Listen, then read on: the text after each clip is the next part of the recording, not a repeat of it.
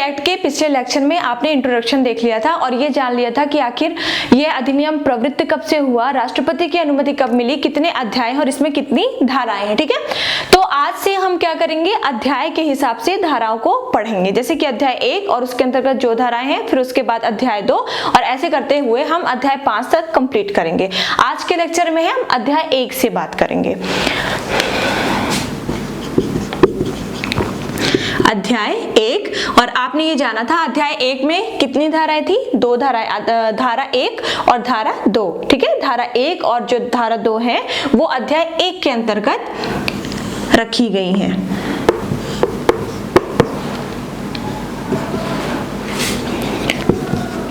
धारा 1 और धारा 2। ठीक है, याद करते हुए चलेंगे, कोई प्रॉब्लम नहीं आएगी आपको याद करने में। अलग से आपने देखा आपको सिविल अधिकार संरक्षण अधिनियम कितनी आसानी से याद हो गया होगा, इसी तरह से सारे एक्ट याद हो जाएंगे। ठीक है, तो धारा 1 में जैसा कि सारे अधिनियम में होता है, धारा 1 में क्या होता है, संक्षिप्त नाम उसका अधिनियम का, विस्तार और प्रारंभ। ठीक है, तो इसमें भी क्या दिया हुआ है धारा 1 के अंतर्गत, संक्षिप्त नाम, विस्तार और प्रारंभ। ठीक है, धारा 2 के अंतर्गत अगर आए तो धारा 2 के अंतर्गत स्पेशली दी गई है परिभाषाएं। परिभाषाओं का क्या मतलब है कि कुछ ऐसे शब्द होंगे जो कि अधिनियम के अंतर्गत उपयोग किए जाएंगे। ठीक है, और उन शब्दों का आप इस अधिनियम के अनुसार क्या मतलब समझोगे। ठीक है, उन शब्दों की परिभाषाएं इस अधिनियम के अनुसार आप क्या समझोगे, वही परिभाषा इसमें दी गई है। ठीक है, परिभाषाओं से परिभाषाएं नहीं पूछता है एग्जाम में, ये जो परिभाषाएं हैं ये किस धारा में रखी गई हैं, ये क्वेश्चन पूछा जाता है। ठीक है, तो सबसे पहले हम यहाँ पे आ जाते हैं। तो अगर हम संक्षिप्त नाम की बात करें तो क्या नाम है इसका, अनुसूचित जाति और अनुसूचित जनजाति, अत्याचार निवारण, अत्याचार निवारण अधिनियम, अधिनियम 1989। ठीक है, अगर हम विस्तार की बात करें, ये सब चीजें हालांकि हमने कल देख ली थी, फिर भी यहाँ पे धारा के हिसाब से देखते हैं। अगर हम विस्तार की बात करें तो विस्तार इसका जम्मू कश्मीर को छोड़ करके संपूर्ण भारत में है। जम्मू कश्मीर के अलावा, जम्मू कश्मीर के सिवाय संपूर्ण भारत में है, संपूर्ण भारत में है। ठीक है, अगर प्रारंभ की बात की जाए, प्रारंभ का मतलब क्या है कि केंद्रीय सरकार ने अपने गजट में, सरकारी गजट में कब नोटिफिकेशन द्वारा इसे जारी किया है। ठीक है, तो इसका प्रारंभ कब से माना जाता है, 30 जनवरी,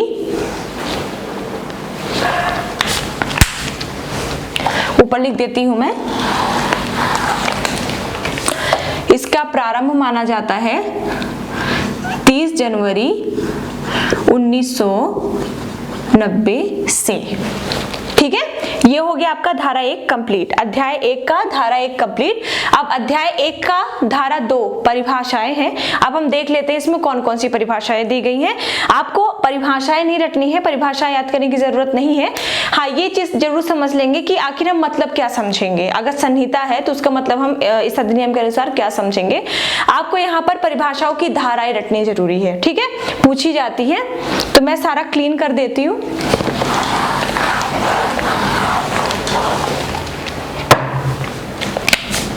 हम देख रहे हैं धारा 2। देखिए धारा 23 है, थोड़ा ज्यादा धाराएं हैं उसके पिछले एक्ट के अकॉर्डिंग, तो आप क्या करेंगे, अध्याय के हिसाब से पढ़ेंगे तो आपको जल्दी याद हो जाएगा। तो धारा 2 में स्पेशली दी गई है क्या, परिभाषाएं। ठीक है, स्पेशली अगर हम देखें इसका जो फर्स्ट भाग है धारा 2 का, इसमें दी गई है परिभाषाएं और सेकंड भाग में स्पष्टीकरण। स्पष्टीकरण वैसे ज्यादा मिलता नहीं है। ठीक है, तो इसका जो पहला भाग है वो है परिभाषाएं, तो हम देखेंगे यहाँ पर परिभाषाएं।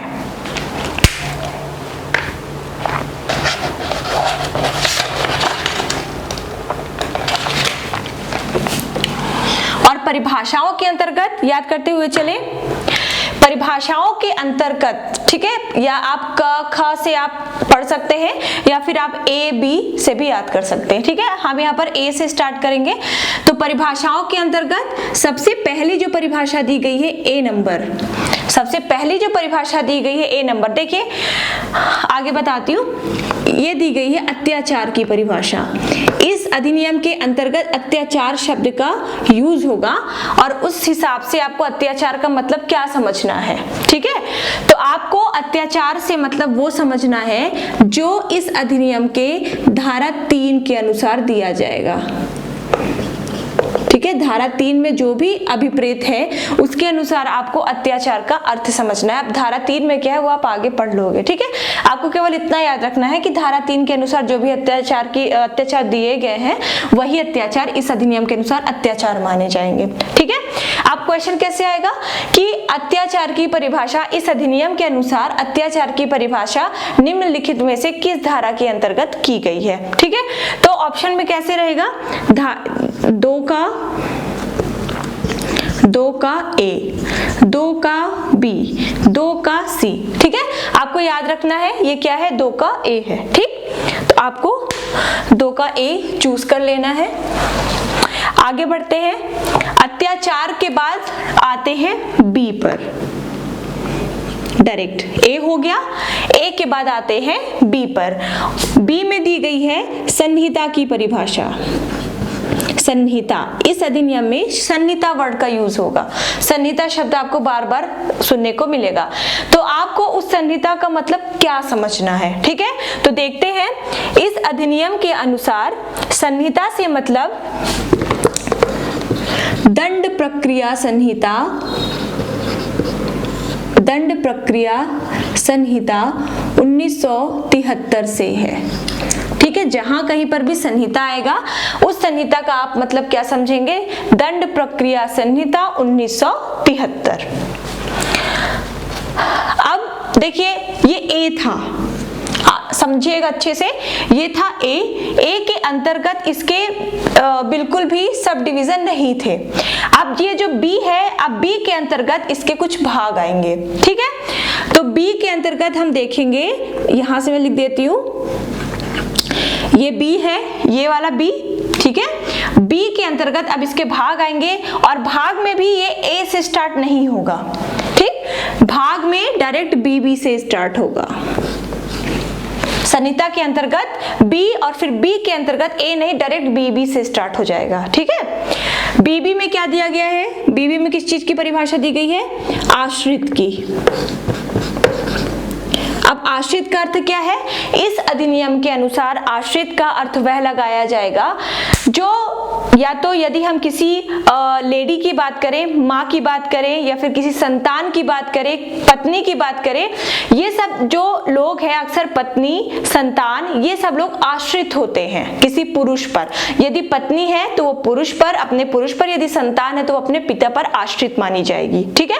तो ये लोग इस अधिनियम के अनुसार आश्रित माने जाएंगे। आ रहा है समझ में, आप ऐसे याद रख सकते हैं इसको।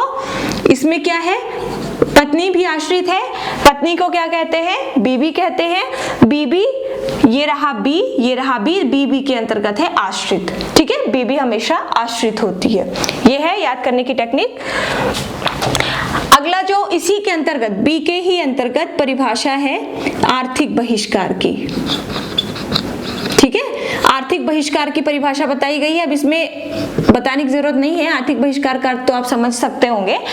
तो आर्थिक बहिष्कार की परिभाषा किसमें बताई गई है, बी के सी में। देखिए एग्जाम में क्या पूछा जाएगा, आर्थिक बहिष्कार की परिभाषा किस धारा के अंतर्गत दी गई है, आपको चूज करना होगा, ठीक है। इसलिए इस अंदर इसके जाने की ज्यादा जरूरत नहीं है।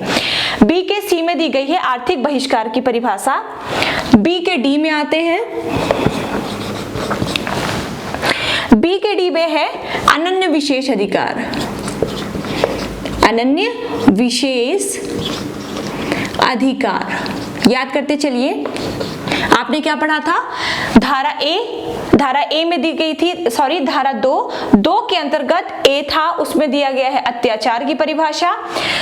ए ए के बाद आता है बी। बी में बताया जाता है संहिता की परिभाषा। संहिता का जो अर्थ है वो हम दंड प्रक्रिया संहिता 1973 से लगाएंगे। बी के अंतर्गत फिर इसके सब डिवीजन है। बी के अंतर्गत सबसे पहले है बी का बी, ठीक है। बीबी में क्या है? आश्रित। बीसी में क्या है? आर्थिक बहिष्कार। बीडी में क्या है? अनन्य विशेष अधिकार, ठीक है। और आगे बढ़ते हैं। बी के बाद, बी में डी के बाद आता है फिर ई में दिया गया है वन अधिकार। अब आप किसी भी ट्रिक से देखिए, अगर आपको याद नहीं हो रहा तो आप अपने से भी ट्रिक बना के याद कर सकते हैं। बी के ई में दिया गया है वन अधिकार। फिर आता है बी का एफ, ठीक है।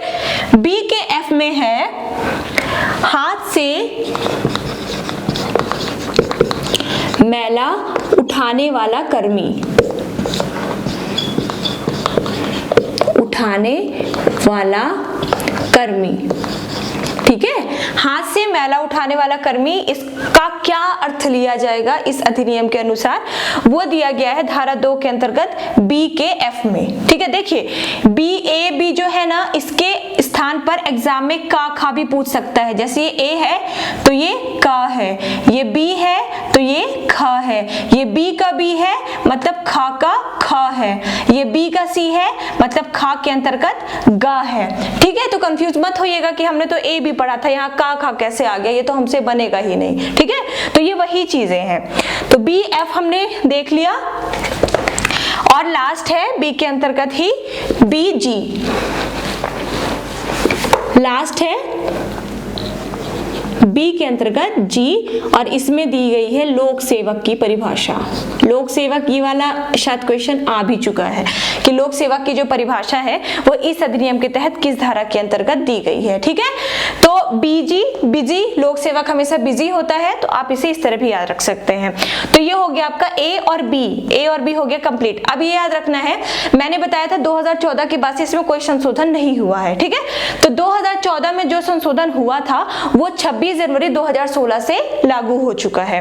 तो पहले क्या था, अगर हम 2014 से पहले की बात करें तो ये ए और बी था, ठीक है। बी के अंतर्गत ये जो आपको परिभाषाएं दिख रही है, इसका सब डिवीजन दिख रहा है, ये नहीं था।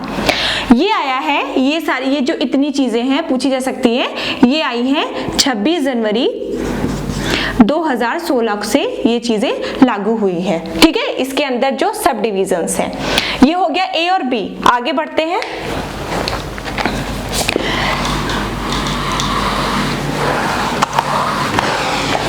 अब बी के बाद हम आते हैं सी में, ठीक है। सी में दी गई है एससी एसटी की परिभाषा। आप अनुसूचित, अपने नोट्स में अनुसूचित जाति और अनुसूचित जनजाति लिखेंगे, ठीक है। एससी और एसटी की दी गई है परिभाषा। और क्या कहा गया है कि एससी और अनुसूचित जाति और अनुसूचित जनजाति की जो परिभाषा है वही परिभाषा लगाई जाएगी जो संविधान के अनुच्छेद, देखिए संविधान का अनुच्छेद देखेंगे आप 366 में खंड 24 में आप देखेंगे तो आपको मिल जाएगी अनुसूचित जाति की परिभाषा, और खंड 25 में देखेंगे तो आपको मिल जाएगी अनुसूचित जनजाति की परिभाषा। तो जो संविधान के अनुच्छेद 366 के खंड 24 और 25 में परिभाषा दी गई है वही परिभाषा इस अधिनियम के अनुसार इस धारा के तहत भी बताई गई है, ठीक है। आगे कहीं भी अगर एससी और एसटी का यूज होता है, जैसे यहीं पर हो गया इसके नाम में ही, तो अनुसूचित जाति और जनजाति की परिभाषा क्या लगाई जाएगी, ठीक है। तो ये वही लगाई जाएगी जो कि संविधान में लिखी हुई है। ये हो गया सी। अब डी है, ठीक है। डी में दिया गया है विशेष न्यायालय, विशेष न्यायालय, ठीक है। तो अगर हम इस अधिनियम की बात करें तो जब आप धारा 14 में आएंगे तो वहां पर आपको विशेष न्यायालय के बारे में पढ़ना पड़ेगा इसी अधिनियम के तहत, ठीक है। तो विशेष न्यायालय की जो परिभाषा है वो परिभाषा क्या, विशेष न्यायालय कौन से न्यायालय समझे जाएंगे, कोई भी अपराध अगर होता है उस अपराध के निराकरण के लिए, जल्दी से जल्दी निराकरण के लिए सरकार जो है किसी भी सेशन न्यायालय को विशेष न्यायालय का दर्जा दे सकती है, ठीक है। इसके अंतर्गत यही लिखा हुआ है। तो ये हो गया डी। ये देखिए धारा 2 के अंतर्गत ही चल रहा है, अभी तक हमने ए बी पढ़ लिया है, ये रहा सी, ये रहा डी। अब आते हैं ई में। विशेष, ई में क्या दिया हुआ है, विशेष लोक अभियोजक, विशेष लोक अभियोजक। अब विशेष लोक अभियोजक भी आप धारा 14 के बाद जब विशेष न्यायालय पढ़ोगे, धारा 14 के बाद धारा 15 पढ़ोगे विशेष लोक अभियोजक के बारे में, ठीक है। अब देखिए, अभी तक आपने ए स्वतंत्र था, बी में कई सारे डिवीजन हो चुके थे, सी भी स्वतंत्र है, डी भी स्वतंत्र है। अब ई जो है इसके अंतर्गत भी कई सारे डिवीजन कर दिए गए हैं। हम यहां से देखेंगे तो सबसे पहले जैसे कि बी के अंतर्गत आपने देखा था, बी के अंतर्गत ए नहीं था, बी के अंतर्गत डायरेक्ट बी था, बी का बी था, लेकिन ई के अंतर्गत पहले ए है, ठीक है। तो ई के ए में है अनुसूची, अनुसूची की परिभाषा। ई के बी में है, ई के बी में है सामाजिक बहिष्कार की परिभाषा। आर्थिक बहिष्कार की परिभाषा मैं बता चुकी हूं, याद करिए, रिकॉल करिए कहां पर मैंने बताया था। ई के बी में है सामाजिक बहिष्कार, ठीक है। ई के सी में है, ई के सी में है पीड़ित, ई के सी में दी गई है पीड़ित की परिभाषा। ई के डी में है, ई के डी में है साक्षी, एविडेंस, ठीक है। ई के ए में है विशेष लोक अभियोजक, इसमें है ई में है। ई के अंतर्गत ई का ए है, इसमें है अनुसूची। ई का बी है, इसमें है सामाजिक बहिष्कार। ई का सी है, इसमें है पीड़ित, और ई का डी है, इसमें है साक्षी। और जिस प्रकार बी भी स्वतंत्र था 2014 के पूर्व और 26 जनवरी 2016 से उसमें लागू कर दी गई कुछ चीजें, उसी प्रकार ई भी स्वतंत्र था और ये भी 26 जनवरी 2016 से इसमें भी ये जो सब डिवीजन आपने देखे ये लागू है। कब से?